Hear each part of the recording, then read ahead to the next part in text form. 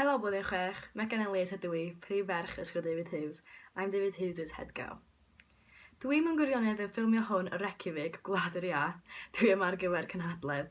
I'm here in Iceland for a conference, and none of this could have been possible without help from the school. Felly, dwi'n ddiolchgar iawn am hynny. Mae yna gymaint o gyfleoedd i'w gael efo'r ysgol. Efallai mi fyddwch chi yn mynd i Wlad yr Ia, ond mae teithiau ysgol i Ffrainc ar Alman ar gael hefyd. Skiing trips to France and educational visits to Germany are some of the best trips I've had the opportunity to experience, and of course, there are many more. When I was in Year 7, my favourite thing to do at lunchtime was to go and join some of the sports clubs in the leisure centre. Chwaraeon fel pêl-rwyd, hoci, pêl-droed a rygbi oedd fy hoff rai i wneud adeg amser cinio. Roedd rhan fwyaf ohonyn nhw yn cael ei redeg gan tîm o ddisgyblion y chweched.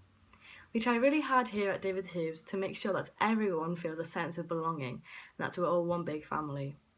The sixth form students are involved as many things as they can with running clubs and committees for all year groups.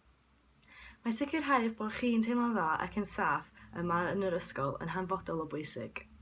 I hope you're all keeping safe in these strange times and that David Hughes gets to welcome you next September. Cadwch yn saff, gobeithio bod David Hughes yn cael gweld chi ym mis Medi. Diolch.